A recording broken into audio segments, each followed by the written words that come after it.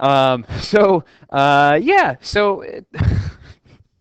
hey folks, this is the first in a series of videos called Foundations of Geometry, in which we're going to look at a branch of mathematics that's not really emphasized in our textbook, but I think it's important to learn, good to think about. This stuff shows up on stuff like the SAT and ACT exams, and as I said before, I think it's important to think mathematically from multiple different perspectives. So previously we've been dealing with really just algebra, so like numbers and variables, and here we'll get more visual, which some people will find to be much more intuitive because they'll be able to really see how different mathematical entities interact with each other. Today we'll be talking about points, lines, and planes, so that'll get us thinking about spatial dimensions. Then we'll look at angles, special angle pairs, and we'll look at what happens when we have two lines that are cut by or intersected by something called a transversal. Before we begin, I just want to talk a little bit about this word here, geometry. We can split that word into two parts, and this comes from the ancient Greek. So we have geo, which means earth, so you see that in words like geology and geography, and then metry, meaning measure. So geometry is literally earth measurement. And the ancient Greeks were fine mathematicians, and they were very interested in literally measuring the earth. In fact, one particularly famous man by the name of Eratosthenes, born around 276 BC, he managed to measure the circumference of the earth to a astonishing level of accuracy, which is just all the more impressive when you consider the time that he was doing it and the tools that he had available to him. Anyway, a lot of this video is just going to be vocabulary based so that we have a common framework from which to communicate with each other. So hopefully you don't find any of the math in this video that confusing. Really, we're just going to see some pretty straightforward linear equations applied to various geometrical situations. So let's begin. Like I said, points, lines, and planes. We're thinking about dimensions here. What is a dimension? We'll discuss that in a moment. We're also going to see this fancy looking thing, the segment addition postulate. Don't worry about memorizing that phrase. I think it'll be very obvious to you when we see what it is. So we begin at the beginning with a point. A point is just a location in space, which is kind of vaguely understood, hopefully. Certainly not specifically defined just yet. And a point has no size. So we could say that this point has a dimension of 0. It is a zero-dimensional object. And that might sound like a weird thing to you right now, but I think it's important to keep that in the back of our minds as we build upwards into higher dimensions. It's helpful to always consider a point to be 0 dimensions. But when we take a point and we move it through space, we got ourselves a line. And a line is going to be one-dimensional.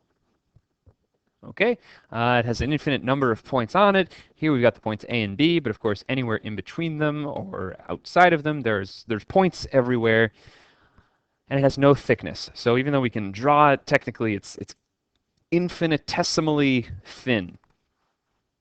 What happens if we take this line and then we move it through space in a direction that is parallel to itself? Well, we'd have this area all in between them, and of course we could keep going in the opposite direction too, and we could keep going forever in any of these directions. What we're making is called a plane, and a plane is two-dimensional.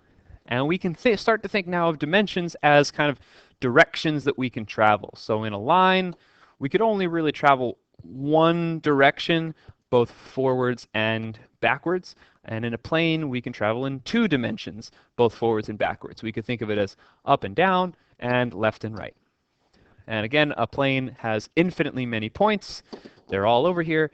And it also has no thickness. So we're looking at this plane kind of head on. You could consider the computer screen that you're watching this video on, or a phone screen, as a tiny portion of a plane.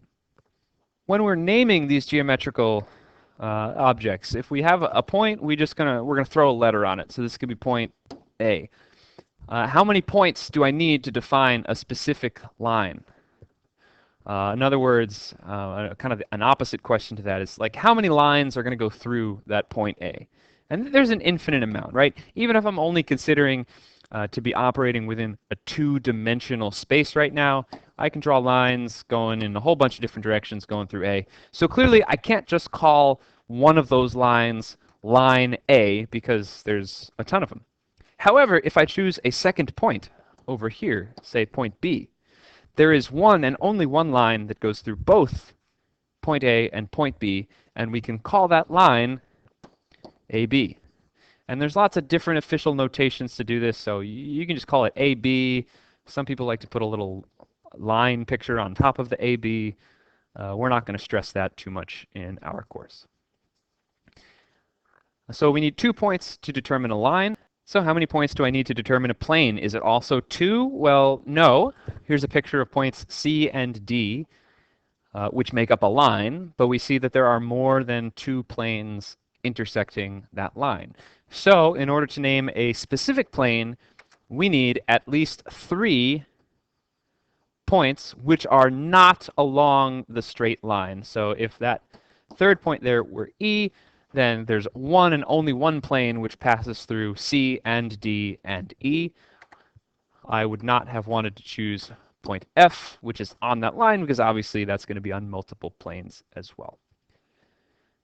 And we can see already how visual this stuff is going to be. So if you can really see these things in your head without having to see them on a page first, then you'll find this topic to be pretty easy, especially once you get into like 3-dimensional stuff later on in high school. And maybe, if you're lucky, when you go on to university, you can start thinking about geometry in 4 dimensions or even higher. This, by the way, is one of my favorite topics in mathematics, so feel free to ask me about it. Okay, lines go on forever, but if we're just looking at a portion of a line, we call it a segment. So it's got 2 endpoints and all of the infinite points in between them.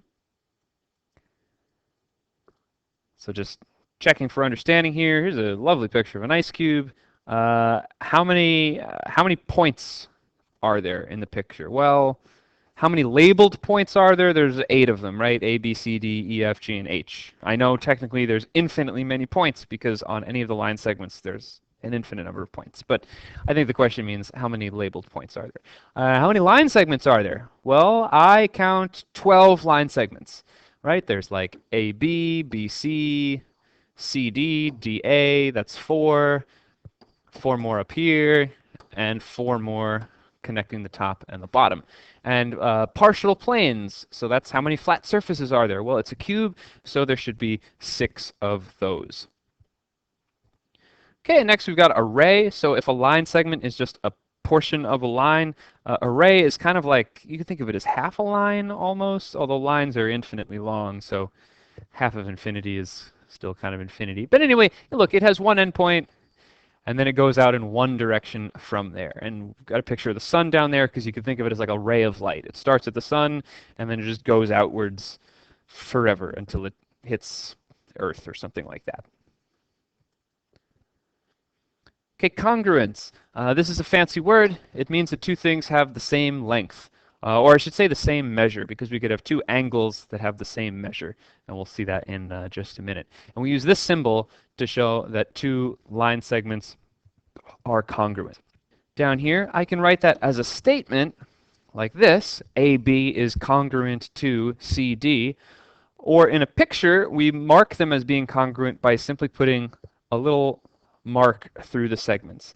And if I had 2 other segments which were both congruent in the same picture, say like these 2 are approximately the same length, I would not put 1 mark through each of them because then that would indicate that all 4 of these were the same length. But instead I would put 2 marks through each of those. So everything with 1 mark is congruent, everything with 2 marks are congruent, and so on. Okay, in the segment addition postulate, I told you this is big words. All it means is if I've got 2 segments that are in the same direction and connect at an endpoint, then we can, fancy word for that by the way, collinear, means they're on the same line, then we can like add line segments together. It's like adding distances. So AB plus BC is equal to AC. I really hope I didn't just blow your mind with that.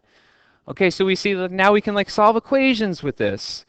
Like, wow, Can we find the value of x here? Yes, because this whole thing is equal to 60, which means that we're going to add 2x minus 8 plus 3x minus 12 and set it equal to 60. So that looks like we got 5x minus 20 is equal to 60. Looks like x is going to be equal to 16. That's boring. A midpoint, that's just a fancy word for something that divides a line segment into two congruent segments. So here CM is congruent to MD because M is the midpoint of CD. Again, we can set up an equation for this. In this case, we would say 2x plus 1 is equal to 3x minus 4. And then we would solve for x from there. I guess x will be equal to 5 in this case. All right, now we're moving on to angles. So we're just going to talk about different types of angles. And guess what? We got an angle addition postulate as well. And it's going to be super simple too. So what is an angle? Basically, we got two rays, but it could also be two line segments, which have the same endpoint. The angle is like the space in between. It's almost difficult to like define what an angle is when you think about it. Like, what is it? It's not the space between, because that'd be like an area. It's kind of like just a measurement of how far CM would have to rotate through space to land on top of CP. I think I'm overthinking this. You understand what an angle is intuitively, I'm sure. Anyway, the two rays, we're going to call those the sides of the angle, but most important here, the endpoint. So in this case, C is called the vertex of the angle. Okay, we measure angle in degrees, or at least right now, because we're still little mathematical babies, we measure in degrees. And I mean, you know, not like babies like you're a bunch of babies, but you know, you're cute little babies. And when we grow up, we're going to use a totally different unit called radians. But for now, let's use degrees and be proud. So the notation of measuring angles, we got a couple of options, one of which is shown on screen right now, and that's this here. So the little m just means measurement. So this reads the measure of angle A is 80 degrees. A lot of people don't include the little m. That's fine with me. You can just say angle A equals 80 degrees.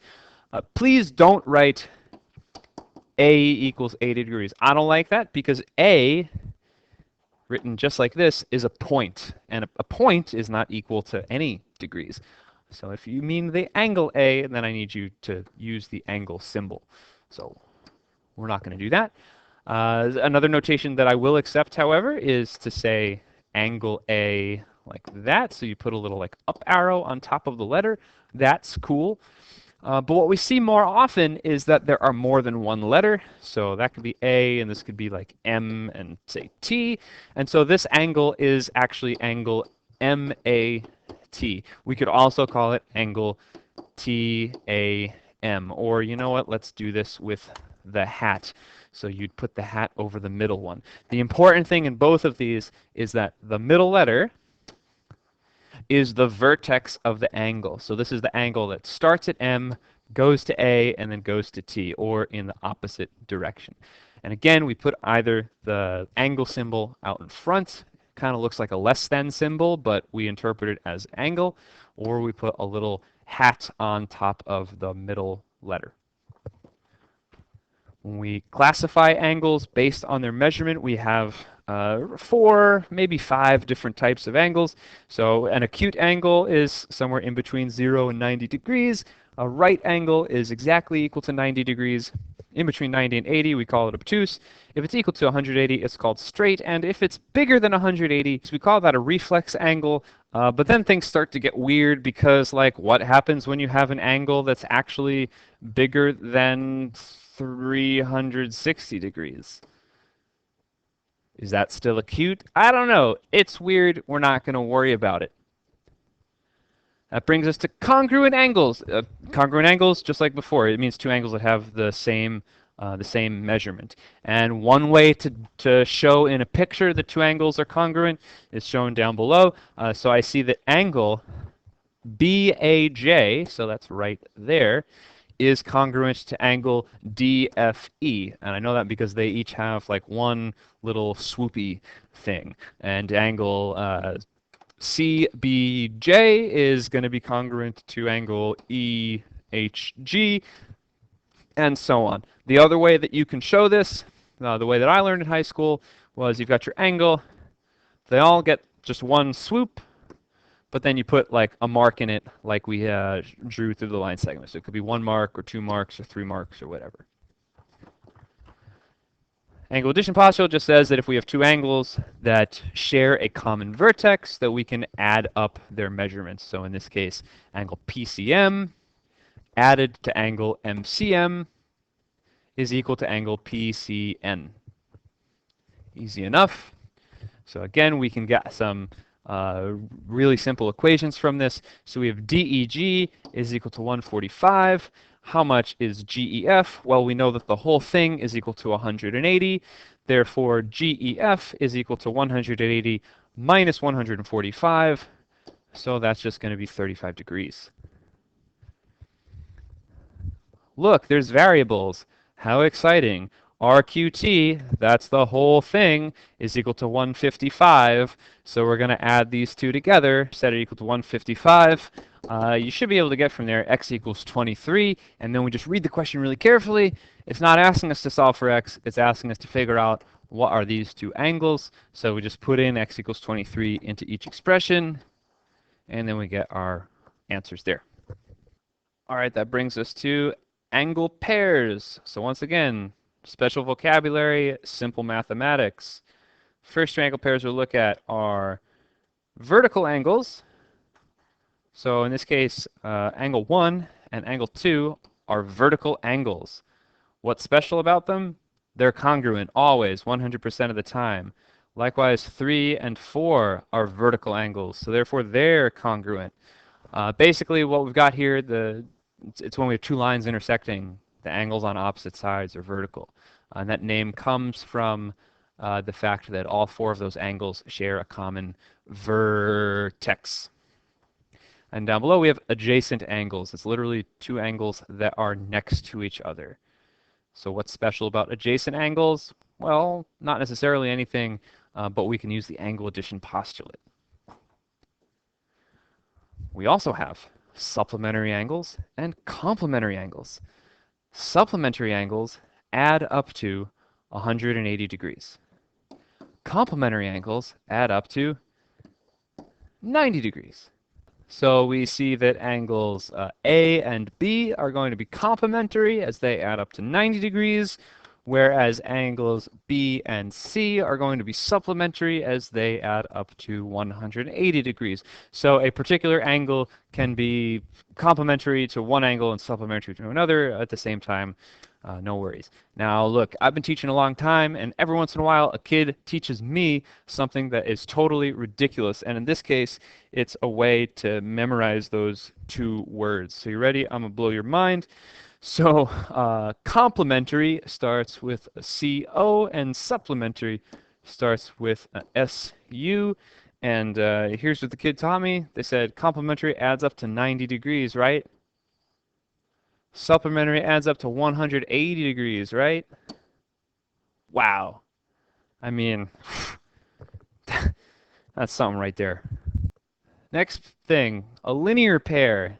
That's just two adjacent angles that happen to be supplementary. So two adjacent angles that form a straight line, hence the name linear pair. So we have a problem here. We're told that two angles form a linear pair. We would have to draw this. So KPL and JPL. Notice that they both have the P in the middle, so that tells me that P is going to be right there. And then I can make this K and L, and this one over here would have to be J. So they're a linear pair, and then we're given some measurements. So KPL, I would fill that in as 2x plus 24, and then JPL is going to be 4x plus 36. So I'm going to add those two expressions together and set it equal to 180, and then I would solve for x. After I solve for x, I would substitute that back into each of the two angles, KPL and JPL. So I got your answers up in the top right-hand corner, so you can try it if you want to check to make sure you know what's going on. Before I move to the next slide, I just want to point out that if we have a linear pair, then they must be supplementary. However, just because I have two supplementary angles does not mean that they are a linear pair, right? Like in the previous page, we had two angles that were just floating around in random places in space. Do they add up to 180? Yes, therefore they're supplementary. But they're only a linear pair if they are physically next to each other, as in these pictures here. Final angle pair, a bisected angle. Bisect just means that we're cutting the angle in half. So it's two congruent angles have been formed from one larger angle. The angle bisector is the ray or line segment that physically does the dividing of the larger angle. So in this case, AY is the angle bisector of angle XAZ. And now we can start to think about like geometrical shapes and stuff, like triangles. Before we begin this one, we've got this little note right here. The angles of any triangle should always add up to 180 degrees. We're going to study that later on in this unit if you didn't know that yet. Now, that statement is pretty much always true. At least it's going to be true for every triangle that we study in this course. But because I just can't help myself, there's actually an entire branch of mathematics called non-Euclidean geometry, which studies geometry on curved surfaces. And actually, we can have triangles whose angles add up to more or less than 180 degrees. And that's weird, but it's not what we're studying. So anyway, let's see what we can answer here. So I see a whole bunch of vertical angles, right? So like A is going to be vertical to 60. So that means that A has to be equal to 60 degrees. And H is congruent to 55, so I've got that one, and we've got 65 here, which is vertical to E, so it's going to be 65. And we can check, by the way, that 65 plus 60 plus 55 is equal to 180, so it is, so that's great. And then I've got some linear pairs here. So H and I, they're a linear pair. So if H is 55, then I is going to have to be 125, and G is going to be vertical to I, so that's also going to be 125. And then we have D is going to be a linear pair to 65, so that's going to have to be 115.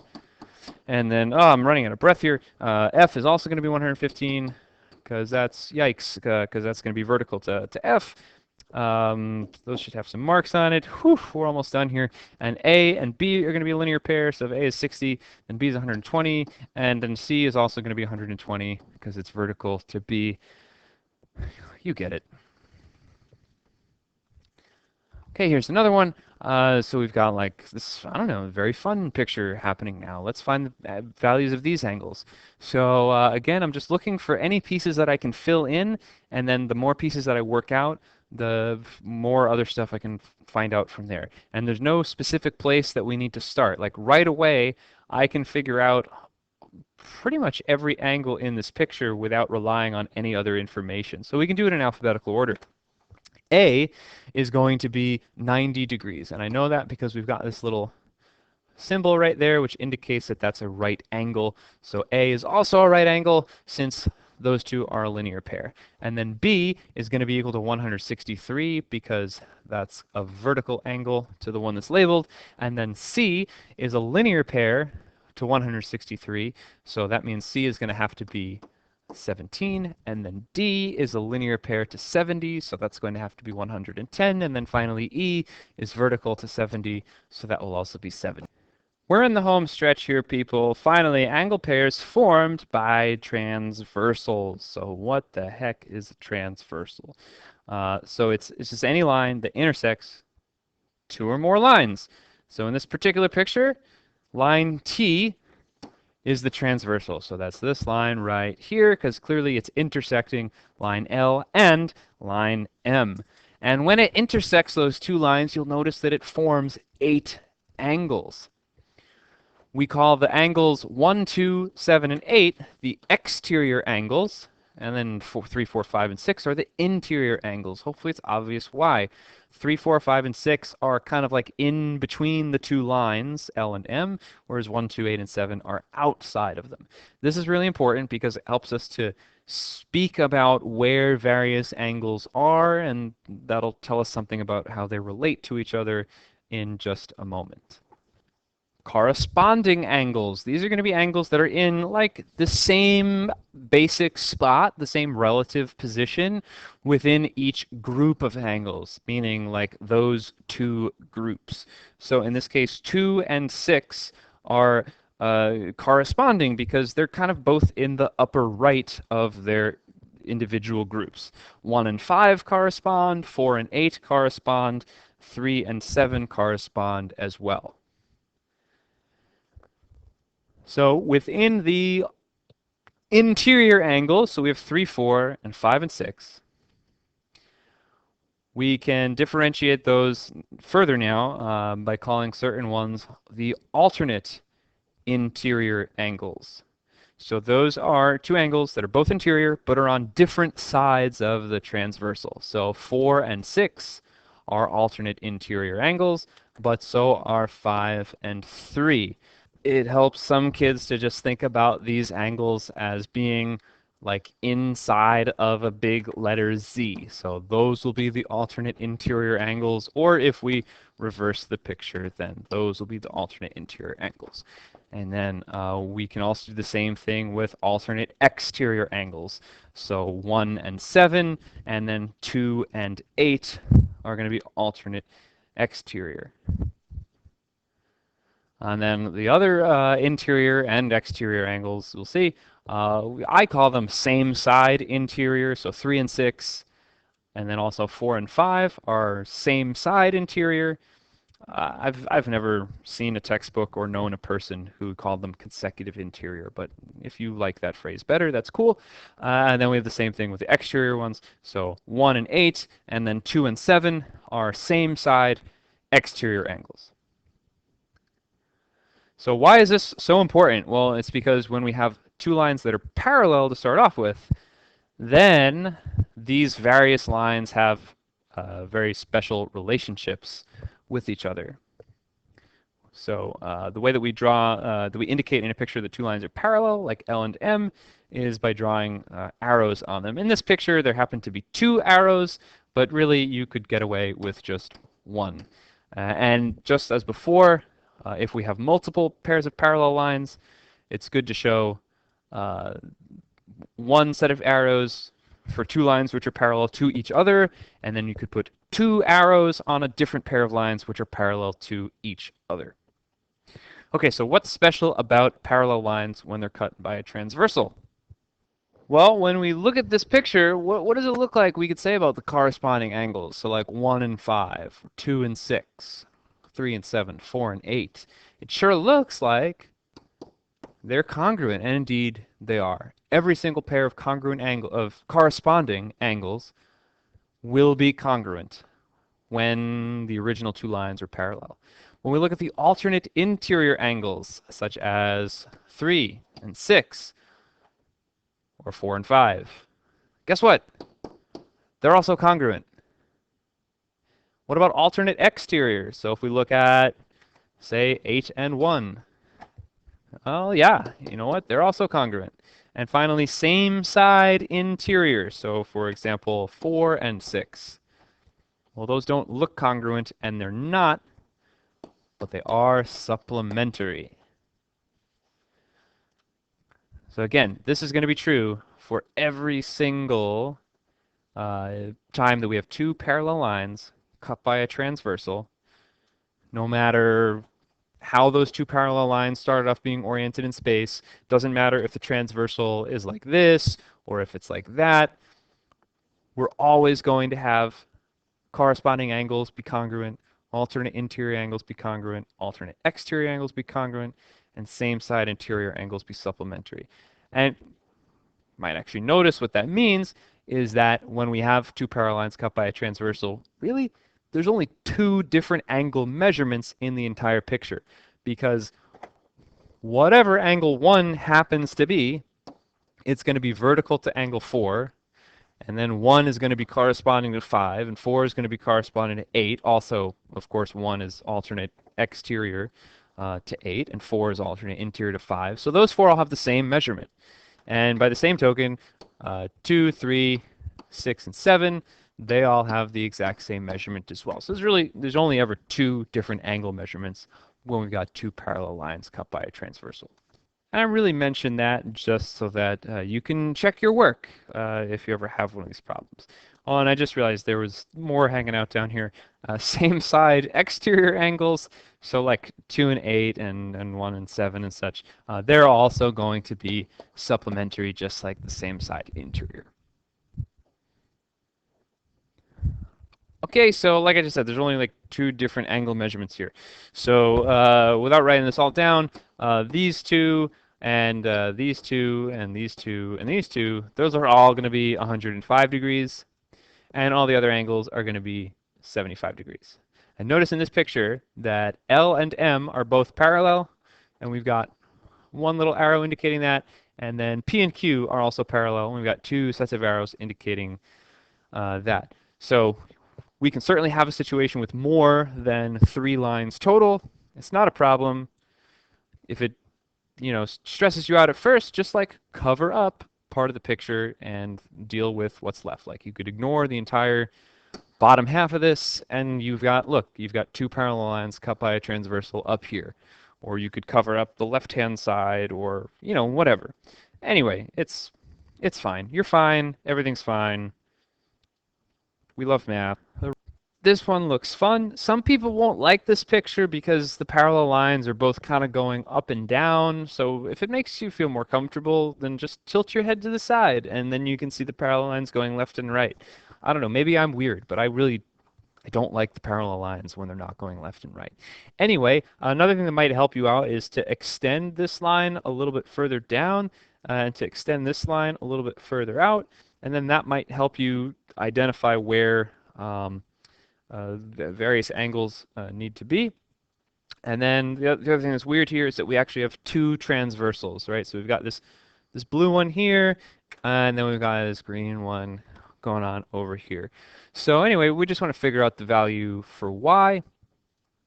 We would not want to say that 80 and y need to be supplementary because they're not same side interior, right? Because the 80 is an angle that's formed with the green line, but the y is actually in between the green and the blue.